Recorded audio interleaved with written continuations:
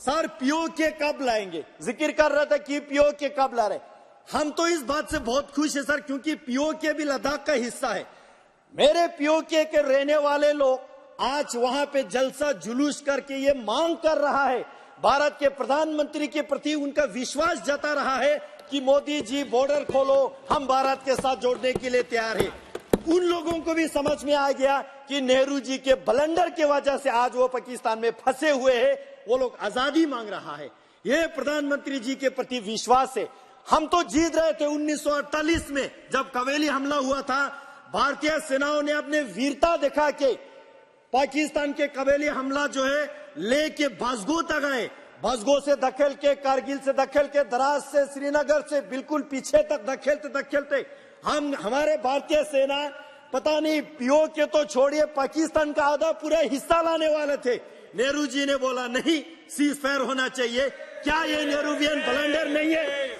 Sir यहाँ पे जिक्र किया अधीर रंजन जी ने सीपेक का जो जिक्र आया, चाइना पाकिस्तान इकोनॉमिक कॉरिडोर का, ये बहुत महत्वपूर्ण विषय है। चाइना पाकिस्तान इकोनॉमिक कॉरिडोर का जो जिक्र आया, पहले तो हमको वो जानना होगा ये बनता कहाँ है, बन कहाँ रहा है। शख्सगम वैली वो मेरा लद्दाख का हिस्सा है सर। 5000 स्क्वायर किलोमीटर का शख्सगम वैली कांग्रेस की हुकूमत रहते हुए पाकिस्तान ने चीन को धन में दे दिया और कांग्रेस पार्टी चुप बैठा। क्या ये नेहरूवियन ब्लंडर नहीं है? अक्साई चीन 40,000 स्क्वायर किलोमीटर मेरा लद्दाख का हिस्सा है सर। नेहरू ने चीन को दे दिया। उसके अलावा एक बात आज मैं जिक्र करना चाहता हूं सर, लद्दाख के इतिहास में जब लद्दाख इंडिपेंडेंट किंगडम था 1684 में, 1684 में वहां पे एक ट्रीटी हुआ तिंगमोजगांग ट्रीटी के नाम से जाने जाते हैं। उस ट्रीटी में लद्दाख के महाराजा और तब के तिब्बत के जो परम पावन 5th दलाई लामा जी के बीच एक ट्रीटी हुआ, उसमें साइन हुआ। पर्वत जो हमारा पवित्र जगह है कैलाश पर्वत और वहां पे जो झील मानसरोवर है, वहां तक हमारे बुद्धिस्ट लोग वहां पे तीर्थ यात्रा के लिए जाते थे, हिंदू लोग तीर्थ यात्रा के लिए जाते हैं, जैन को मानने वाले लोग तीर्थ यात्रा के लिए जाते थे। वो लद्दाख का हिस्सा रहेगा, है हमेशा के लिए, वो उस ट्रीटी में लिखा था। उसके बाद लद्दाख जम्मू कश्मीर के साथ जोड़ा और जम्मू कश्मीर भारत के साथ जोड़ा। इसलिए वो मेंसर गांव सर, मेंसर गांव भारत का हिस्सा था। नेहरू जी ने 1962 के बाद, सर एक मिनट, 1962 के बाद पंडित जवाहरलाल नेहरू जी ने हिंदी चीनी भाई भाई की नारा लगा के चीन को एज अ गुड जेस्चर दान में दे दिया सर, दान में दे दिया। वो कैलाश पर्वत, वहाँ के झील मानसरोवर बोल करके समाप्त कीजिए। समाप्त कर रहा हूँ सर, वो दान में दे दिया। हमको इस बात से बहुत दुख है।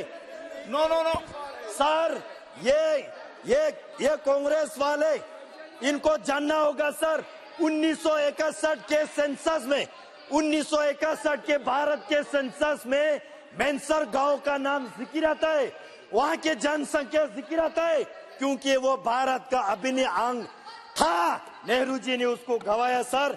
मैं कंक्लूड कर रहा हूं सर, मैं कंक्लूड कर रहा हूं सर, मैं कंक्लूड कर रहा हूं, 1 मिनट में मैं कंक्लूड कर रहा हूं सर।